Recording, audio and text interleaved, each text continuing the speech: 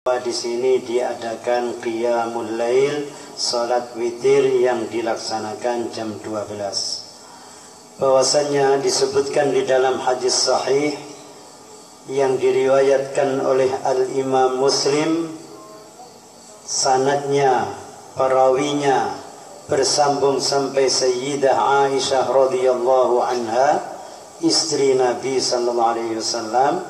Sayyidah Aisyah mengatakan, kana Rasulullah sallallahu alaihi wasallam idza dakhala al-ashrul awakhir ahya al-laila wa ayqadha ahlahu wa jadda wa shadda al-mi'zar.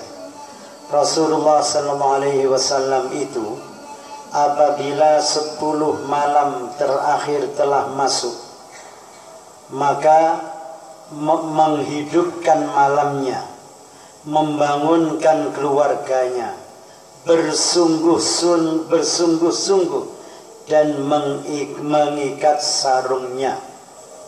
Yang dimaksud dengan menghidupkan malamnya, malam 21 sampai 30 itu digunakan sebaik-baiknya untuk beribadah kepada Allah Subhanahu wa ta'ala. Baik itu untuk zikir, tasbih, istighfar, salawat, tadarrus Al-Quran, dan juga untuk melaksanakan salat-salat sunnah. Rasulullah orang yang sempurna, orang yang tidak punya salah, tidak punya dosa sampai melakukan seperti itu adalah memberi pelajaran kepada kita semua agar kita meneladaninya, kita mencontohnya. Kalau kita ingin mendapatkan Lailatul Qadar, maka kita bersungguh-sungguh pada 10 terakhir. Apakah Lailatul Qadar malam 21, 23, 25, 26, 29, 30? Wallahu a'lam. Hanya Allah yang maha mengetahuinya. Tetapi kalau kita bersungguh-sungguh pada malam-malam itu, insya Allah di antara sekian malam yang kita kerjakan itu, yang kita manfaatkan untuk ibadah itu, ada satu malam yang bertepatan dengan Lailatul Qadar. Sedangkan beribadah pada Lailatul Qadar sama dengan beribadah 1000 bulan. Siapa yang tidak ingin mendapatkannya? 1000 bulan. Umur kita di dunia ini belum tentu sampai 1000 bulan. Karena 1000 bulan itu 83 tahun lebih sedikit. Rata-rata umat Nabi antara 60-70. 70 ke atas itu sudah lansia, lanjut usia, manusia langka, manusia jarang. Tetapi kalau ada orang diberi umur panjang sampai sepuh dan ternyata lebih dekat kepada Allah, maka itulah orang yang sangat beruntung, bisa memanfaatkan, menggunakan usia lanjutnya untuk membekali diri dalam rangka menghadapi kehidupan yang kekal abadi di akhirat sana. Para jamaah semuanya, ibadah 1000 tahun, 1000 bulan, ibadah 1000 bulan sama dengan 83 tahun lebih. Kalau kita membaca 1 ayat saja pada malam Qadar, 1 ayat sama dengan membaca 1 ayat 1000 bulan. Kalau kita sholat 11 rakaat sama dengan sholat 11 rakaat 1000 bulan, dan begitu seterusnya. Kalau kita pada malam itu sedang bersedekah, sama dengan sedekah 1000 bulan. Makanya jangan sampai malam yang sangat mulia ini terlewatkan dari kita semua. Mudah-mudahan kita bisa mendapatkannya. Para jamaah semuanya, adapun qiyamul lail, salat witir, macam-macam. Sebagian masjid ada yang dari awal sampai akhir salat witir. Kalau di tempat saya sana di Al-Hikam, salatnya bukan jam 12 tapi jam 2, supaya setelah tarawih bisa istirahat agak lama. Jam 2 dimulai salat sampai jam 3. Di sana diawali dengan salat tasbih 4 rakaat. Salat tasbih yang dalam satu rakaatnya membaca subhanallah walhamdulillah wa la ilaha illallah wallahu akbar 75 kali. Berdiri membaca Fatihah, membaca surat, kemudian membaca tasbih 15 kali. Rukuk membaca doa rukuk, lalu tasbih 10 kali. I'tidal tasbih 10 kali, sujud tasbih 10 kali, duduk tasbih 10 kali, sujud lagi 10 kali, duduk istirahat 10 kali. Sehingga jumlahnya 75 kali. 4 rakaat 300 kali. Jadi salat tasbih membaca tasbih 300 kali. Ini diajarkan oleh Nabi sallallahu alaihi wasallam kepada pamannya yang bernama Al-Abbas ibnu Abdul Muttalib.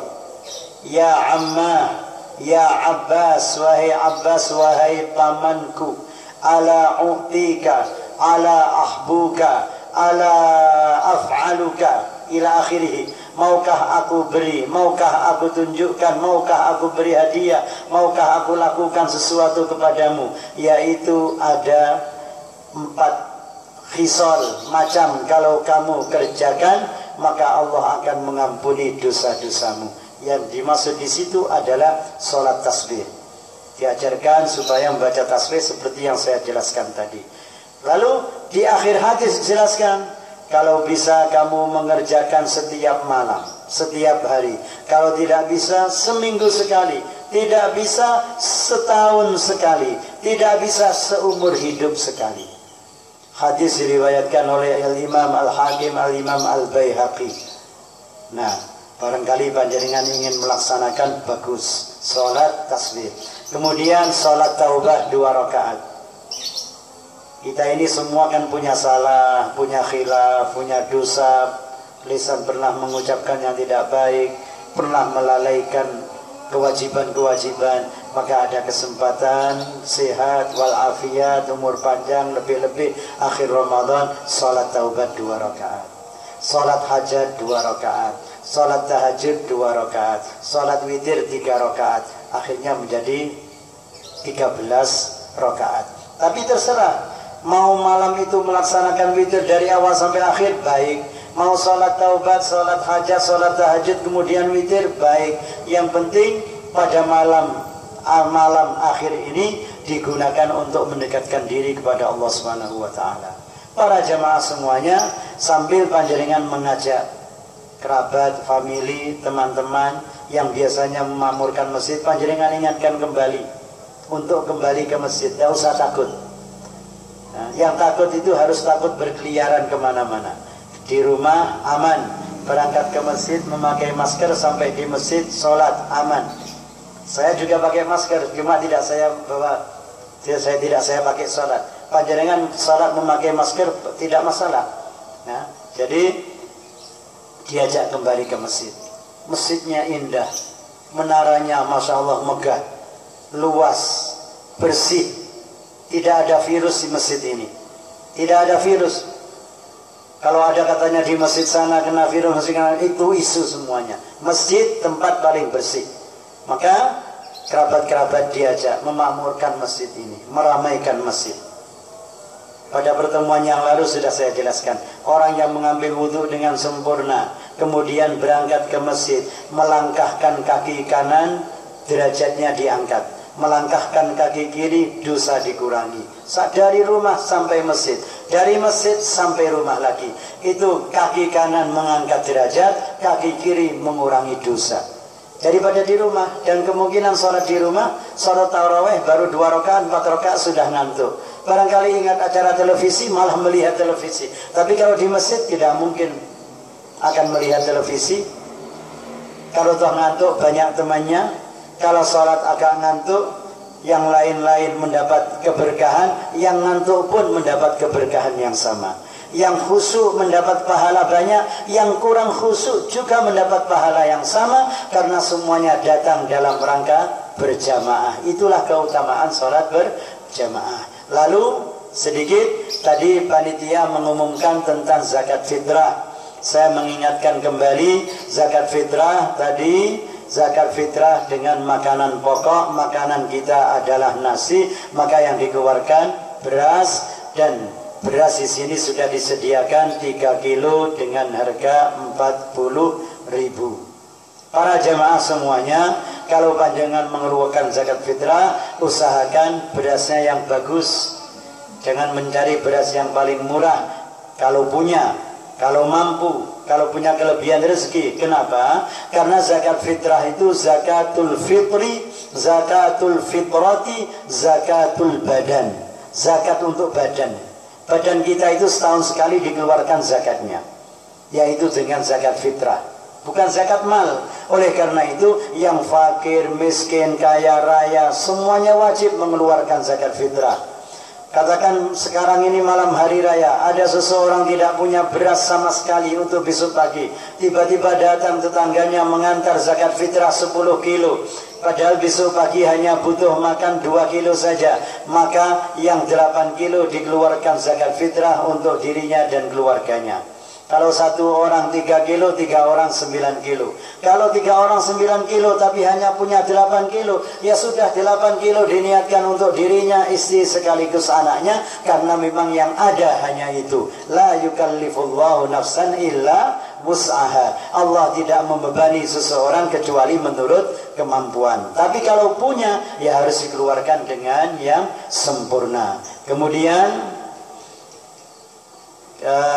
di sebagian masjid ada panitia yang mengatakan mungkin pendapatan zakat fitrah untuk tahun ini berkurang karena kondisinya seperti ini. Maka karena diperkirakan seperti itu, maka kalau ada di antara mustahiqin, di antara orang-orang yang berhak menerima kemudian tidak menerima, jangan sakit hati, jangan menyalahkan panitia. Panitia akan berusaha untuk menyalurkan dengan seadil-adilnya. Tapi kalau ada sebagian yang tidak kebagian, jangan menyalahkan panitia. Katanya pernah rame di kampung sebelah gara-gara yang biasanya mendapat kok tidak dapat. Zakat ini hakikatnya adalah kotoran. Kalau zakat badan, ya kotoran badan ini. Tapi kalau panjenengan diberi, jangan lantas ditolak. Cuma kalau tidak mendapat bagian, jangan marah-marah. Allah akan mengganti rezeki yang lain. Allah mboten sare, Allah mboten ngantuk.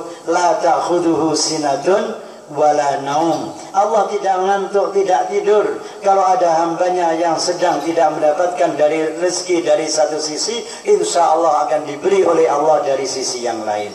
Yang penting tetap beribadah, tetap berdoa, bermunajat, berikhtiar. Insya Allah Allah akan memberi. Jadi saya mengingatkan, kalau seandainya zakat fitrah yang didapat panitia hanya sedikit, katakan hanya 100 kilo, sementara yang mendapat 200 orang, kan berarti masing-masing setengah kilo. Setengah kilo itu membaginya kan juga kesulitan. Oleh karena itu, seandainya ada yang tidak mendapat, jangan menggerutu. Mohon saja pada Allah dan berikhtiar. Insya Allah akan melapangkan rezeki kita semua. Dan insya Allah yang kaya pun sanggup akan mengeluarkan zakat malnya. Para jamaah